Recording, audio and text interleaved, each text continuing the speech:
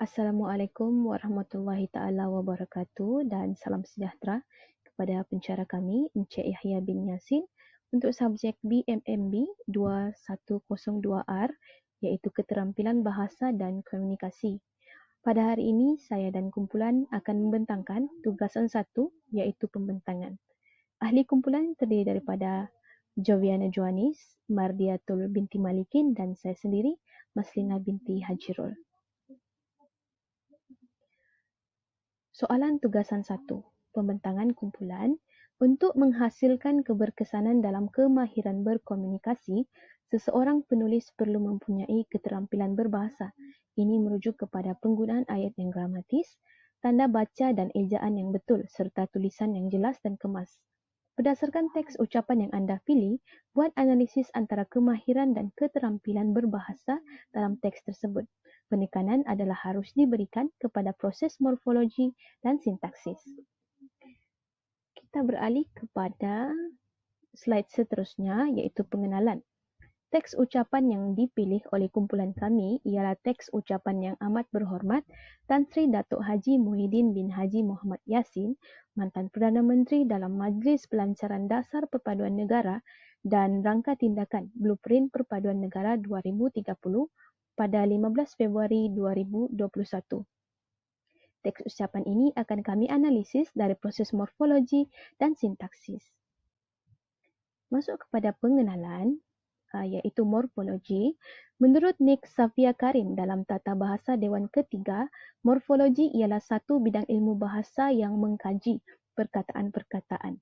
Kajian morfologi meliputi aspek struktur, bentuk dan juga penggolongan kata. Struktur kata bermaksud susunan bunyi, ujaran atau bunyi lambang yang bermakna dalam sesuatu unit bahasa.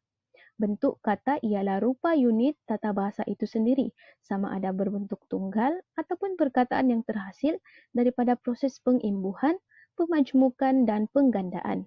Manakala penggolongan kata pula proses mengkategorikan perkataan berdasarkan bentuk dan fungsinya. Seterusnya,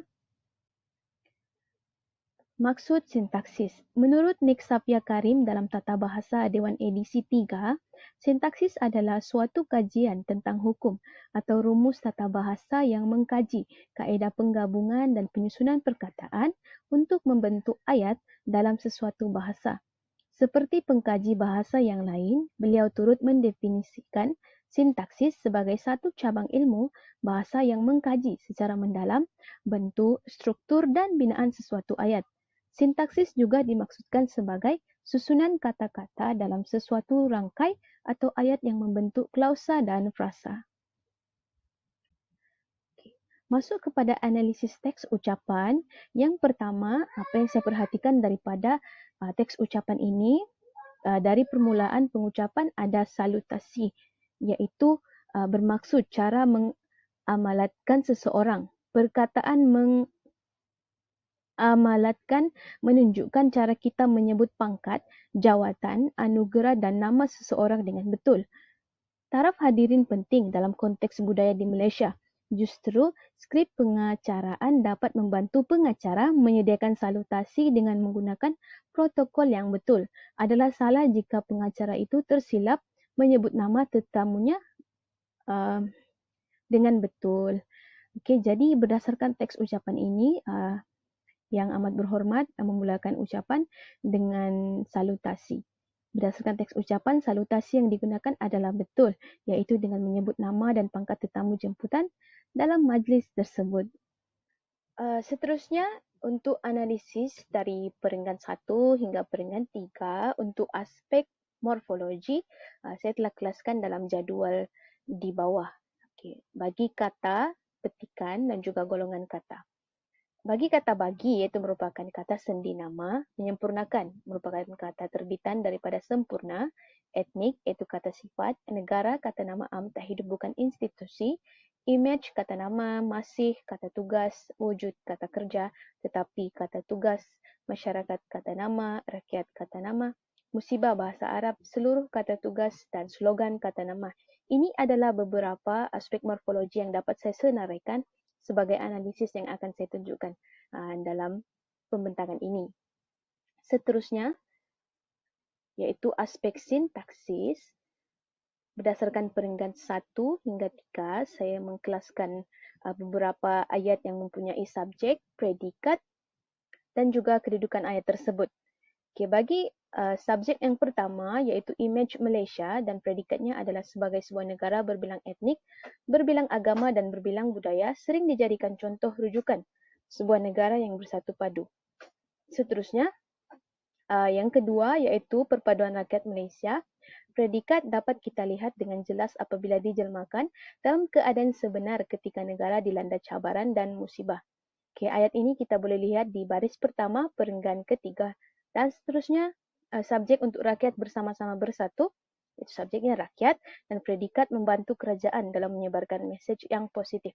Ayat ini boleh dilihat pada baris ke-6 perenggan ketiga. Okay, seterusnya kita akan pergi ke analisis untuk perenggan 4 sehingga 7. Seperti yang kita boleh lihat di gambar sebelah, saya telah nyatakan iaitu perenggan 4, 5, 6 dan 7 dan di sebelah merupakan jadual aspek morfologi yang telah saya kelaskan iaitu patriotik merupakan golongan kata daripada kata sifat, kerana kata tugas, cabaran iaitu kata terbitan daripada perkataan cabar, tempoh iaitu kata nama berkaitan dengan masa, empati kata sifat, individu pinjaman daripada bahasa Inggeris, krisis kata nama pinjaman daripada bahasa Inggeris juga, petugas kata nama, perkauman kata nama terbitan daripada perkataan terbit. Okay, ini adalah beberapa aspek morfologi yang dapat saya kelaskan di sini. Seterusnya saya akan analisis dari segi sintaksis. Untuk ayat yang mempunyai subjek, predikat dan juga kedudukan ayat yang pertama, subjek ternyata rakyat Malaysia berjiwa patriotik, predikatnya kerana kita bersatu hati berjuang memerangi musuh yang tidak kelihatan. Ayat boleh dilihat pada baris pertama perenggan keempat. Okay. Seterusnya saya juga mengkelaskan beberapa ayat iaitu seperti ayat perintah, ayat penyata dan juga ayat suruhan. Bagi contoh ayat perintah, kita boleh lihat contoh ayat ialah jika semangat perpaduan dan saling bantu-membantu ini kita teruskan, saya yakin kita akan berjaya mengatasi apa sahaja cabaran yang menduga. Bagi contoh ayat penyata, rakyat Malaysia khususnya petugas di barisan hadapan atau frontliners telah membuktikan bahawa sifat empati terhadap satu sama lain tanpa mengira kaum atau agama. Contoh yang kedua, sifat ini membantu usaha kita mengatasi cabaran perkauman dengan lebih berkesan. Yang terakhir iaitu ayat suruhan. Contoh ayat suruhan ialah berdasarkan teks ini, sifat empati ini harus diperkukuhkan dalam masyarakat kita. Itu sahaja analisis daripada saya dan akan diteruskan oleh rakan sekumpulan saya. Okey, yang seterusnya penggunaan kata nama, kata ganti nama iaitu yang digunakan untuk mewakili diri seseorang seperti kita. Dalam teks ini, perenggan yang ke-8, terdapat proses penggandaan kata dasar iaitu penggandaan penuh seperti isu-isu dan negara-negara. Terdapat juga kata terbitan iaitu kata yang mengandungi kata dasar yang menerima imbuhan seperti awalan, dipupuk, diperbaiki, tertentu dan seimbang. Apitan pula adalah pendidikan, imbuhan dan imbuhan Latin Inggris seperti holistik. Terdapat penggunaan kata tugas iaitu kata bilangan beberapa yang menunjukkan bilangan tidak tentu. Penggunaan kata kerja transitif pasif sebagai perbuatan iaitu diperbaiki. Penggunaan kata tugas iaitu kata senji nama, dari, dan juga terdapat penggunaan kata penyambung ayat iaitu kata hubung gabungan dan. Daripada sudut sintaksis, penggunaan kata hubung gabungan untuk menghubungkan dua klausa yang digunakan ialah dan. Penggunaan kata hubung pancangan untuk keterangan yang berfungsi sebagai klausa yang menjadi keterangan pada klausa utama. Contohnya supaya. Kita boleh lihat contoh di sini iaitu perspektif ini dia perlu diperbaiki supaya menjadi lebih seimbang dan holistik dan harus dipupuk melalui sistem pendidikan dan media. Okay, seterusnya kita beralih kepada teks yang ke-9. Oke, morfologi yang terdapat dalam teks ini ialah terdapat penggandaan kata dasar, yaitu penggandaan penuh ahli-ahli. Kata terbitan yaitu kata yang mengandungi kata dasar yang menerima imbuhan awalan seperti melalui dan berwaspada. Akhiran pula elakkan, cabaran, apitan, menaikkan, perasaan, dan merupakan. Dari sudut sintaksis, penggunaan ayat penyata untuk memberikan keterangan atau sesuatu maksud. Sebagai contoh ayat adalah pelaku politik yang cuba menaikkan saham politik masing-masing melalui eksploitasi perasaan kaum. Hendaklah kita elakkan. Oke, seterusnya kita beralih kepada teks yang ke-10. Oke, dalam teks ini morfologi penggunaan kata nama yang menunjukkan benda, nama orang, nama tempat, dan perkara. Kata nama yang terdapat dalam teks ini ialah seperti kerajaan, negara, rakyat, dan kementerian. Kata nama khas pula seperti Datuk Halimah Muhammad Sadiq, Datuk Tilian Ke, dan Kementerian Perpaduan Negara. Kata ganti nama yang digunakan adalah kitab.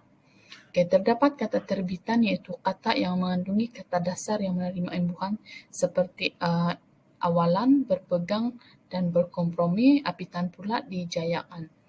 Oke, seterusnya daripada sudut sintaksis, kita boleh lihat daripada segi ragam ayat, hasil daripada analisis yang dibuat, teks ini tidak mengandungi ayat-ayat pasif. Walau bagaimanapun, contoh-contoh ayat aktif yang masih boleh diperoleh daripada teks ini adalah seperti subjek rasa nama dibawa ke pimpinan yang berhormat Datuk Halimah Muhammad Sadiq dan yang berhormat Senator Datuk Sri Tilian Ke kementerian ini. Okey, kata kerja seperti ini di dalam teks ini adalah menggalas tugas berat dan memastikan. Predikat pula yang menerangkan adalah agenda perpaduan nasional dijayakan. Okey, perenggan yang ke-11 pula. Okey, morfologi dalam teks ini adalah penggunaan kata nama am seperti negara dan juga kementerian dan penggunaan kata ganti nama diri saya. Sintaksis pula terdapat daripada segi ragam ayat aktif yang boleh diperoleh dalam teks ini ialah untuk subjek kita boleh lihat perasaan nama di sana Kementerian Perpaduan Negara dan kata kerja ialah terus bekerja keras dan kita ikat dengan keterangan pula bagi memperkukuh perpaduan. Okey, seterusnya perenggan teks ataupun yang ke-12 ialah seiring dengan dasar global, dasar yang digubal, kementerian turut menghasilkan rangka tindakan perpaduan negara 2030 yang menyokong strategi dalam dasar perpaduan negara serta menetapkan aspirasi perpaduan yang ingin dicapai dalam tempoh 10 tahun akan datang. Tahniah Kementerian Perpaduan Negara atas pencapaian ini. Okey, kita lihat morfologi di sini terdapat kata ganda penuh iaitu strategi. Penggunaan kata tugas seperti perkataan yang ada dalam ayat, klausa atau prasah untuk menyokong sesuatu tugas seperti kata penyambung ayat, kata praklausa, prasa atau sebagai kata pasca kata. Kata sendi nama dengan, kata hubung gabungan iaitu serta dan penggunaan kata kerja yang menunjukkan perbuatan. Kata kerja aktif transitif kata kerja transitif aktif adalah menghasilkan dan kata kerja transitif pasif pula adalah digubal. Okey, daripada sudut sintaksis, penggunaan ayat mazmuk pancangan keterangan sebagai contoh tahniah Kementerian Perpaduan Negara atas pencapaian ini. Okey, seterusnya teks yang ke-13. Okey, dalam kita boleh lihat daripada teks ini terdapat penggunaan kata majmuk kiasan dalam bahasa Inggeris iaitu the quest for unity is a journey not a destination. Dan juga terdapat penggunaan kata adjektif yang berfungsi untuk menerangkan sifat atau keesaan sesuatu perasaan nama iaitu sebuah. Okey, sintaksis pula adalah hasil daripada analisis teks ini yang mengandungi ayat-ayat pasif Walau bagaimanapun, contoh-contoh ayat pasif masih lagi diperoleh dan disambungkan dengan ayat majmuk pancangan keterangan, tetapi untuk menghubungkan klausa keterangan kepada klausa utama. Sebagai contoh ayat adalah kita semua mesti sentiasa membetulkan niat dan memperkasa usaha bersama untuk memastikan Malaysia kekal sebagai sebuah negara yang kukuh, teras perpaduannya bukan sahaja untuk generasi masa kini, tetapi demi masa depan anak cucu kita kelak. Okey, untuk subjek kita semua mesti sentiasa membetulkan niat dan memperkasa usaha bersama. Kata kerja pula adalah untuk memastikan, dan keterangan yang pertama adalah Malaysia kekal sebagai sebuah negara yang kukuh teras perpaduannya. Keterangan yang kedua, tetapi demi masa depan anak cucu kita kelak. Okey, seterusnya. Okey, saudara dan saudari yang saya kasihi sekalian. Okey, untuk ayat ini terdapat penggunaan morfologi, iaitu penggunaan kata ganti nama diri pertama iaitu saya, kata ganti nama diri kedua saudara dan saudari, dan seterusnya penggunaan kata ganti nama diri ketiga dan diberi imbuhan iaitu sekalian. Okay, seterusnya penggubalan dasar perpaduan negara adalah berlandaskan kepada perlembagaan, persekutuan dan rukun negara. Dasar perpaduan negara adalah selaras dengan dasar-dasar utama negara seperti Wawasan Kemakmuran Bersama 2030, Rancangan Malaysia 5 tahun dan dasar-dasar lain yang berkuat kuasa. Okey, dalam morfologi yang terdapat dalam teks ini ialah penggunaan ayat penyata yang dikesan, penggunaan kata dengan sebagai contohnya. Contoh ayat adalah dasar perpaduan negara. Dasar perpaduan negara adalah selaras dengan dasar-dasar utama negara seperti Wawasan Kemakmuran Bersama 2030, Rancangan Malaysia 5 tahun dan dasar-dasar lain yang berkuat kuasa. Okey, yang seterusnya perenggan yang ke-15 adalah teks.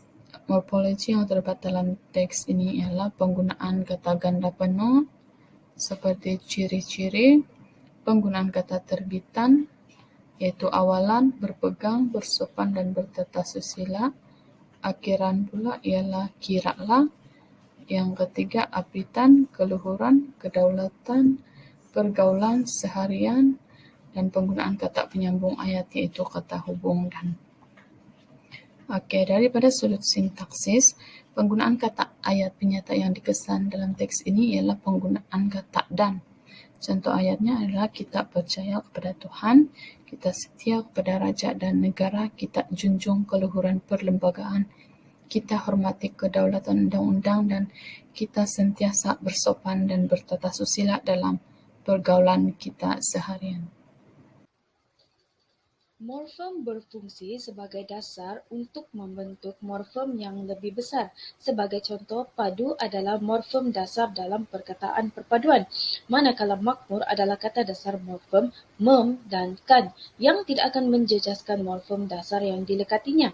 Berteraskan, jati diri pula ialah morfem wajib yang mana ianya memerlukan morfem lain untuk berfungsi dalam binaan ayat.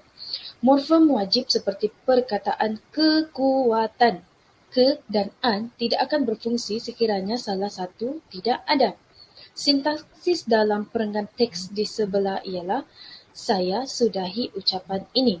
Saya merujuk kepada subjek, ucapan ini ialah predikat, manakala sudahi ialah kata kerja. Seterusnya ialah saya melancarkan dasar perpaduan negara. Saya ini merujukkan frasa nama, melancarkan ialah frasa kerja, manakala dasar perpaduan negara ialah predikat. Penggolongan kata merupakan satu proses menjeniskan perkataan berdasarkan keserupaan bentuk dan fungsi dengan anggota lain atau golongan yang sama. Penggolongan kata penting kerana kita dapat meletakkan maksud tertentu dalam ayat. Morfologi dalam teks tersebut, kata nama seperti rakyat dan Malaysia. Kata adjektif sifat pula seperti semangat jati diri, patriotik, prihatin, toleransi, dan bertanggungjawab. Kata tugas seperti kata hubung digunakan untuk menyambung ayat atau frasa yang lain. Sebagai contoh ialah dengan, yang, ini, dan. Analisis sintaksis pula dalam teks ini ialah ayat yang meliputi subjek, predikat, objek, pelengkap dan keterangan. Dalam teks tersebut terdapat ayat tunggal dan ayat majmuk. Sebagai contoh, ayat majmuk yang boleh dilihat ialah menetapkan strategi masa panjang yang menggariskan usaha berterusan untuk memupuk, mengukuh dan memelihara perpaduan dalam kalangan rakyat. Untuk berfungsi menjadikan ayat tersebut sebagai ayat majmuk. Ayat ialah binaan yang terdiri daripada unsur ayat, iaitu unit-unit yang membentuk ayat. Ayat berikut menunjukkan teks ialah ayat majmuk pancangan yang mana ayat induk dan satu ayat kecil atau lebih dan ayat kecil ini bertindak sebagai keterangan frasa predikat. Kewujudan ayat induk dan ayat kecil yang tidak dapat berdiri sendiri. Kewujudan kata hubung yang merangkaikan ayat induk dengan ayat kecil iaitu ayat keterangan. Analisis teks seterusnya penggunaan ayat penyata yang jelas. Sebagai contoh, kita semua adalah ejen perpaduan negara. Kata pedegas dalam teks ini juga boleh dibaca dalam saya tekankan bahawa dasar perpaduan negara ini adalah dasar kita bersama. Perkataan tekankan menunjukkan kata penegas. Ayat dalam teks ucapan ini juga menggunakan adalah sebagai kata pemeri. Dalam teks ini pula dapat dilihat kata hubung gabungan seperti ayat teks. Marilah, ayat silaan, kita menggerakkan seluruh kekuatan dan kudrat kita untuk terus menyebarkan semangat perpaduan dalam keadaan yang amat mencabar pada masa ini. Dalam pula menunjukkan kata hubung pancangan. Marilah menunjukkan ayat silaan. Seterusnya perkataan yang digunakan adalah sebagai kata hubung pancangan. Teks yang dikaji kebanyakannya terdiri daripada ayat majmuk. Contoh ayat majmuk mendoakan agar negara kita akan terus makmur dan kekal kukuh sebagai negara yang bersatu padu dan harmoni. Dan akan menunjukkan ayat majmuk pancangan. Berdasarkan analisis, kita dapat memahami bahawa ayat terdiri daripada subjek dan predikat. Setiap subjek dan predikat terdiri daripada frasa. Frasa terdiri daripada perkataan saya, frasa nama, melancarkan dasar perpaduan negara, frasa kerja, dan rangka tindakan blueprint perpaduan negara 2030. Dan pula digunakan sebagai kata pemeri dalam ayat untuk melengkapkan ayat. Kata hubung dengan perlu morfem lain untuk melengkapkan ujuran ayat. Sudahi ialah frasa kerja. Sudah ialah morfem besar dan ai ialah sintaksis dalam ayat.